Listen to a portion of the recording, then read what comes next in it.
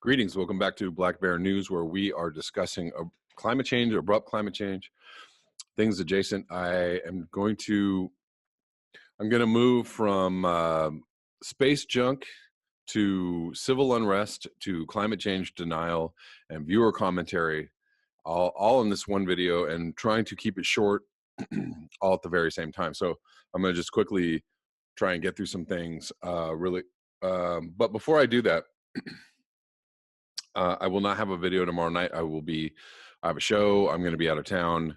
I will be back Monday, Martin Luther King Day.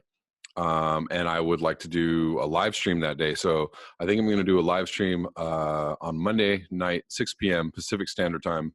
If you all can tune in, hopefully that will all work out. Who knows, best laid plans and all that. I will be traveling on Monday as well. So that all depends on whether I get back in time and I'm not thwarted in my efforts. Starting off with a comment from the dude. The dude abides. This is from a few days ago, but I've been wanting to read this. Why don't we require television broadcasters to give a certain amount of airtime, internet and radio too, I suppose, to political candidates?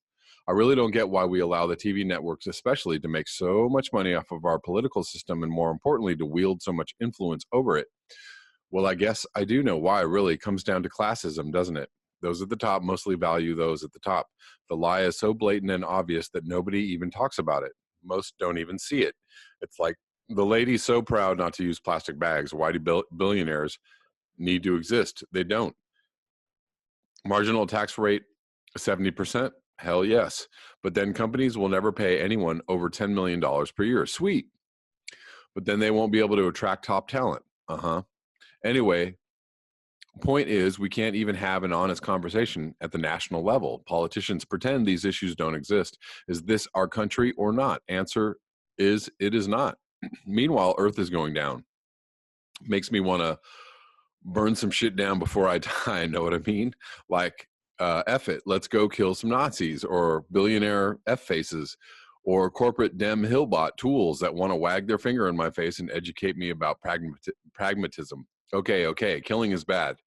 I'm sorry, no killing. I feel pissed off and sick of the bullshit. That's all I'm saying. Also, rather despondent about the future. Guess that goes without saying. Sorry for rambling. I think there might have been a point hidden in there somewhere. Yay, unfettered capitalism. I think that was it. Loved that ramble, the dude. Or I'll just call you dude. Yeah, sums up a lot of what most of us are feeling. I'm going to read another comment from Imogen. We need to take down the system just as the heating oceans are melting the ice from beneath.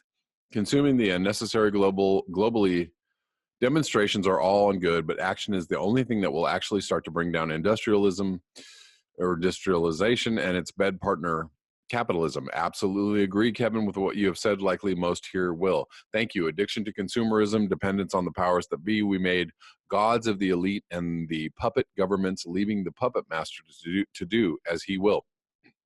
That has been to make education impotent, money and a necessary evil, and the promotion of consumerism as if it were the lifeblood of existence and worth. We run around our little dead end wheels, further ensnaring ourselves into the catch-22 of this paradigm, and subsequently catch-22 as we fumble about trying to continue our gluttony. Meanwhile, back at the ranch, the earth has found the antidote to our toxic behavior as a species, an uninhabitable planet. The response of many will be, oh no, how to save ourselves, not how can we put this right? We alone are bringing down all other life on this planet by our actions, trying our damn best to reduce the impacts of this human-enforced disaster on the rest of the planetary.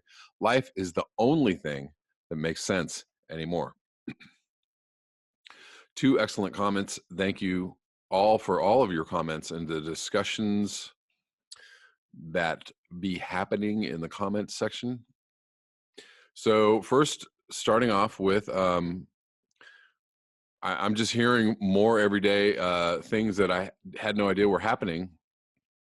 Apparently there was very large protests in India. I don't know if they're still going on, but this is from January 8th. This is so 10 days ago.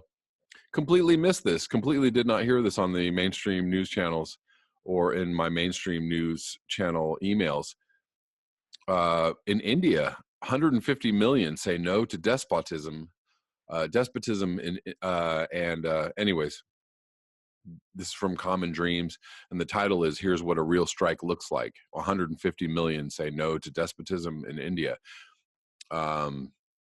Indian cities never go silent. Sound is a constant feature. The horns of cars, the chirping of birds, the cries of hawkers, the steady hum of a motorcycle engine. On Tuesday, India is on strike. It is likely that about 150 million workers will stay away from their workplaces. Trade unions of the left have called for the strike, a general strike in a country exhausted by rising inequality. Where have we heard that before? And a mood of dissatisfaction. The streets of Kerala, a state governed by the left Democratic Front, are not quiet. Cars and motorcycles go their way, but the roads are quieter. Public transport is off the road because the transport unions are behind the strike. And then Thiruvananthapuram is an incredibly long name that's hard to read for me. Sounds like it did about 20 years ago when traffic was lighter, when the city was calmer. But there's nothing calm in the atmosphere. Workers are angry. The government in Delhi continues to betray them. This is the largest strike in world history. Was actually 2 years ago or 3 years ago. In India in 2016, when 180 million workers protested the government of Prime Minister Narendra Modi, who is still the Prime Minister. Modi's government is eager to amend the trade unions' laws. The demands of the strike are, as usual, many, but they center around the deterioration of the livelihood of workers, around the demise of work itself for so many people, and around the political attack on unions. Where else is this happening? Would it be everywhere else? Yes, this is where it's happening everywhere else. So I'm not going to read the rest of this article. I just wanted to give you guys that let you know that was going on. If you knew that was going on or didn't know that was going on, haven't heard of it until today. So craziness. The mainstream media seems to be squashing a lot of the news of these protests, lest they give anybody any ideas. And there's also another news story out of Mexico. Death toll. There was a huge blast in Mexico. Everybody's heard about this. I think Mexico's president vowed on Saturday to redouble his fight against an epidemic of fuel theft after thieves punctured a pipeline north of Mexico City, causing an explosion that killed at least 73 people and injured 74 others. The blast underscored the deadly perils of the fuel theft racket, which has cost the government billions of dollars a year and has been the target of a weeks-long crackdown by the administration of Mexico's new president, Andres Manuel Lopez Obrador. He needs an abbreviation, right? An AMLO. We have AOC, and his name is way too long to say every time. AMLO, we'll call him. The government strategy has included diverting fuel from the pipelines most heavily targeted by criminal gangs, transporting it by truck. The logistical changes have slowed deliveries across the country, causing shortages and long lines at service stations. Apparently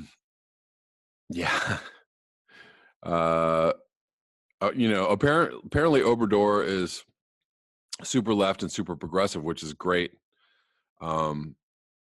But this is a problem I'm sure that's going to escalate. And what have you got to say about people trying to steal gasoline from these companies? I don't know. I'm kind of like, do what you got to do, guys. We have to continue with the plan to end fuel theft. We will not stop. We will not eradicate this. Anyway, so that's happening. Just wanted to give you a brief snippet of that and move on to more snippets. Got a couple of articles from Osama. We are not only polluting the earth, we are polluting space. Relentless rise of space junk threatens satellites and Earth. This is from Scientific American, and it's very short. Space is vast, yet Earth orbits are becoming increasingly littered with debris. A satellite could be demolished if struck by a 10-centimeter piece of junk that's about the size of a softball. Even a 1-centimeter tidbit could disable a spacecraft, and the more functioning defunct or fragmented objects up there, the more that decay in the atmosphere. The collision problem has become so serious that in 2016, the European Space Agency, which tracks the objects, announced it might capture derelict satellites in low orbits starting in 2023. Clutter is rising fast as more countries and companies launch electronics. We also have companies. You're right. Yeah, a lot of private companies now launching their own satellites. In February 2017, India sent 101 shoebox-sized cube seats into a low orbit on a single rocket. That's it. That's the end of that article. Moving on to the next one. This is from activistpost.com. Scientific American warns space junk threatens satellites and Earth. Approximately 20,000 more satellites for 5G already planned. Oh no. And they actually quote, they repost the article that I just read. Most would agree then that blasting up 20,000 additional satellites into space to aim 5G at Earth will undoubtedly make an already dangerous situation much worse.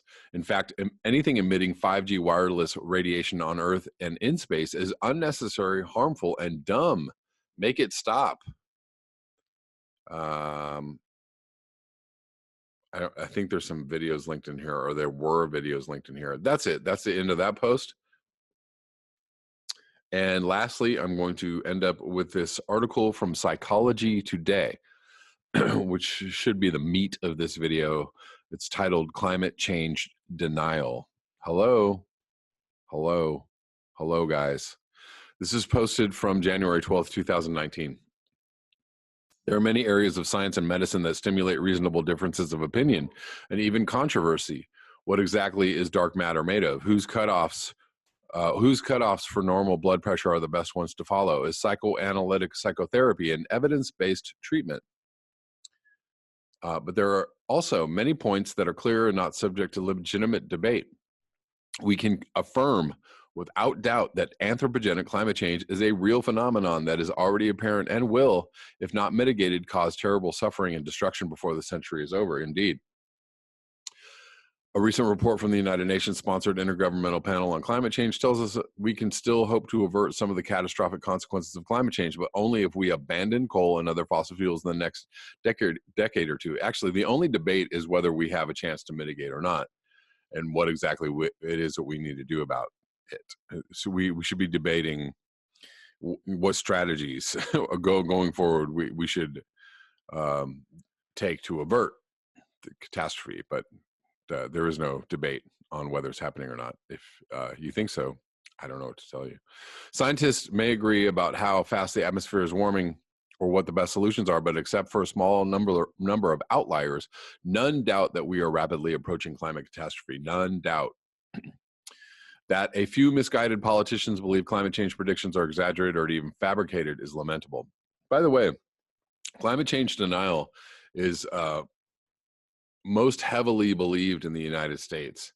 Outside of the United States, most governments, politicians all agree, yes, this is happening. Yes, we need to do something about it. Yes, what is it we're going to do? It seems to be most fervent here. Where am I? Perhaps more puzzling is a lack of alarm among the general public as monumental hurricanes lash out in Houston and Puerto Rico and California forests burn out of control. It would seem that evidence that climate scientists are right would be clear enough. Almost annually, meteorologists tell us that we have just experienced the warmest year in recorded history. Yet even people who experience extreme weather events often still refuse to report the experience as a manifestation of climate change. Polls tell us that many people are worried about climate change, but that doesn't not seem to motivate much willingness to take action to mitigate it. Others deny that climate change is either occurring at all or that it represents any threat to civilization. Why don't we acknowledge climate change? One reason for the refusal to accept the reality of climate change is what is called motivated interference, which occurs when we hold a specific bias to ignore evidence. As science writer Nicole Mortiero noted, this can include a general unease with large government projects that are expensive and interfere with individuals' lives. And there's, good reason for that, of course. Other reasons, she writes, include people whose livelihood is dependent on the oil industry and resentment of government taking money out of individuals' pockets in the form of public spending on carbon mitigation efforts. In addition to motivated interference, excuse me, there is also a powerful psychological component to this blindness to scientific reality, denial. A lot has been written about climate change denial, and there are clearly more explanations for it. Did I say this was from Psychology Today? This is from Psychology Today. For one thing, an enormous amount of money is being spent encouraging us to ignore climate change. Ding. Corporations, especially the fossil fuel industry, have spent huge sums attempting to obfuscate the reality of climate change. Ding. We are constantly told by them that more data are needed because climate scientists don't agree. While no scientist would ever disagree with a call for more research, that line is, after all, found near the end of almost every scientific paper ever written. It just is not true that scientists don't agree that climate change is real. To some extent, then, we are the victims of well-funded and sophisticated misinformation campaign that attempts to keep us in the dark about climate change. Ding, ding, ding, ding, ding, ding, ding. But studies persistently show us that simply providing people with the facts about climate change does not reliably change minds. The science that proves that the Earth is warming is very technical and difficult for most of us to grasp. Humans aren't well wired to act on complex statistical risks, according to a Brookings Institute report. Even when the evidence about climate change is relayed in very clear terms with lots of compelling graphics, many people either don't believe it or shrug it off. Hence, the problem of climate change denial is not simply a matter of an information gap. Too large to believe. Among the myriad reasons that we shun this problem is its enormity. We aren't merely being told that unless we take action, our identities will be stolen, we will lose thousands of dollars, or even that will take a few years off of our lives. When the climate scientists are telling us that if we don't stop burning fossil fuels, the human race faces extinction. What the climate scientists are telling us. We can grasp a potential calamity if we know it is made up or will be okay in an hour and a half, but we resist. When that calamity is real, will be spread out over decades and is of catastrophic proportions that can only be averted if we change almost everything about the way we live. Stop driving your car, eating meat, and flying in planes, we are told. Shut down ExxonMobil, Shell, and British Petroleum. Move quickly to build solar fields and energy-producing windmills.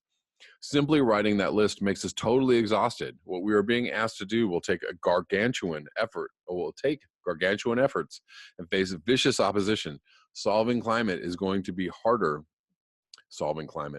and more improbable than winning World War II, achieving civil rights, defeating bacterial infection, and sending a man to the moon altogether. Warn Auden Schindler and Andrew P. Jones. It is very difficult to accept as a real problem that requires this magnitude of solution. That is true. It is daunting, but you have to talk through it with people, talk it out. That's what we're doing here. We're talking it out. Not only that, there's it's traumatic. So talking about it is very emotionally difficult for people to take in. Right now, as we write this article, it is freezing cold in the Northeast and snow covers much of the country. No hurricanes are forecast at the moment, and the fires in California are said to be, for now, under control. How easy is it to shut the bad news away and look to deal with more tractable problems? Even poverty, war, and famine seem more easily solved than climate change. This is very true. Even though those things have been going on for the entire history of the human race, and nobody solved them yet. In one of the most poignant recitations of this sense of being engulfed by the enormity of the implications of climate change, scientist Alison Spodek Keimowitz wrote about her change in perspective after a brush with death from cancer. I found that I could no longer see a track that turned away from the edge. We are already locked into catastrophic changes, terrible human and an animal suffering. the loss of so much of what makes this earth itself. The problem is just so huge that it is nearly unthinkable. Our minds try to save us from the utter hopelessness by pushing aside thoughts of climate change. Denial kicks in as our minds default for temporary self-preservation. Climate change denial is in some ways a new mental process for psychologists to understand. Of course, the concept of denial itself is well understood. Psychologists consider denial the refusal to accept facts in order to protect us from the uncomfortable truths, to be a primitive defense mechanism. But despite the fact that psychologists know a lot about denial, they have never had to face denial on this scale before. Millions of people share the phenomenon of climate denial. This is clearly not something that is amenable to individual or even group psychotherapy. Motivating climate activism. One approach to motivating us to take action about climate change is coffee. No, is to emphasize relatively simple things that individuals can do in their everyday lives. According to this approach, instead of telling people to stop driving gas-powered cars altogether, we recommend trying to make them to take the train, make them take the train. Recommend trying to take the train to work one day a week. Instead of foregoing all flights, we are asked to skip one international flight a year. Okay, the list of these everyday recommendations include such things as bringing reusable bags to the supermarket to cut down on the amount of plastic that winds up in the Earth's oceans, and switching all the light bulbs in your home from incandescent to LCD. Okay, record scratch. Yeah, none of those things are going to help, not on that scale. So those things, like, those are very nice ideas, but we need to really, like, actually, to be serious about mitigating climate change, we need to actually, convey the fact that we need to take serious steps and not little mincy steps. Mincy steps are good, but serious steps on all levels, as much as you can. It is quite clear that such individual steps, however needed, are insufficient to stop climate change. Thank you for saying what I just said. And therefore, so some environmental advocates believe that emphasizing is contributing to climate denial. Instead of telling people to be more careful recycling soda cans, we should work harder to make them understand that only the complete cessation of greenhouse gas emissions will save us. Nevertheless, there are at least two psychological reasons that are, well, so I guess we need both tracks, right? We need actual large-scale, fundamental, overarching changes in our in our entire system. And we need to do as much as we can to, little by little, do what we can on an individual level. But realize that the problem is large. Nevertheless, there are at least two psychological reasons that encouraging people to adopt climate protecting activities in their daily lives may help promote action on the larger scale needed. First, denial is a response to something we fear. And we know from animal and human studies that fear induces freezing and passivity. But studies also demonstrate that giving a fearful animal or human a task that even symbolically addresses what is feared can minimize freezing, promote action. Thus, recommending tasks that we can perform in our daily lives may help us overcome our feeling that mitigating climate change is a hopeless enterprise and motivate us to join the voices insisting on ending burning fossil fuels. I agree with that. I agree with that. I mean, yeah. Second, these quotidian activities can be the basis for the formation of committees and communities that bring people together with the common goal of addressing climate change. True, being part of a group with a common goal may help people overcome denial and have the courage to face the realities of climate change, however grim they may be. It may be easier and more effective for groups of people to demand that countries impose carbon taxes and spend heavily on sustainable energy than it is for individuals. Katharine Hayhoe, a climate scientist who emphasizes "I am a Christian," endorses this approach to overcoming resistance to accepting climate change, writing, "That's why changing minds also requires providing practical, viable, and attractive solutions that someone can get excited about. If we do not somehow muster the excitement that Hayhoe is talking about, we risk watching people become so afraid and overwhelmed that they lapse into total inaction. Ultimately, only large-scale political activity has any chance of saving civilization from the oncoming ravages of continued greenhouse gas emissions. Entire nations must come together, as they did in forging the Paris Climate Agreement, and agree to enforce what will have to be very extensive and often highly inconvenient changes in our sources of energy and food. Absolutely. Yeah. Sorry, guys. This is going to have to be mandated. And all you, anti-globalist, fear the globalist, the Agenda 21ers and all that. Sorry, guys. There's going to have to be a plan, and it's going to have to be done. And people that don't do the plan are going to have to be, dealt with on some level, like, criminally or whatever, you're going to, there's going to be like a no, and you're going to have to be like, okay, like it's going to have to happen. It is true that replacing oil and gas with sustainable energy and switching to plant-based diets will be difficult and even painful for some. But the alternative, continuing to ignore that climate change is already affecting us and will ultimately be catastrophic, is of course much worse.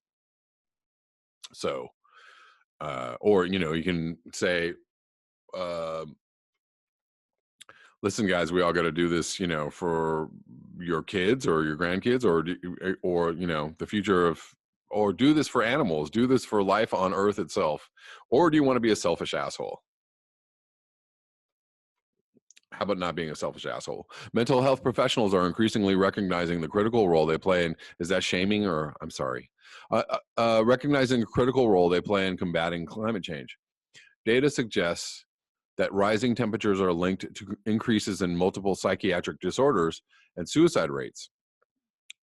In an excellent review of the mental health aspects of climate change, a group from the Llama School of Public Health at the University of Toronto comment that the overarching threats of a changing climate can also incite a despair and hopelessness, as actions to address the wicked problem of climate change seem intangible or insignificant in comparison to the scale and magnitude of the threats. Organizations like Climate Psychiatry Alliance and Climate Psychology Alliance have been formed not only to point out the severe consequences of climate change for emotional and behavioral health, but also lend expertise in determining how best to overcome climate change denial. For these and similar organizations, climate change denial constitutes an emergency that demands immediate action. We need urgent attention to developing and implementing the best practices for overcoming public despair and inaction and increasing the motivation to demand large-scale climate change mitigation action. Ooh, it's a lot to chew in there and a lot to think about. And I like the overall message of this because it is at its basis, it's a psychological, even some might say spiritual problem, as much as it is an organizational one. uh it's not just about, it's a lot to deal with mentally and emotionally, and it's a lot to take in before we even get to the point of trying to take action, or maybe realizing that we can't take action.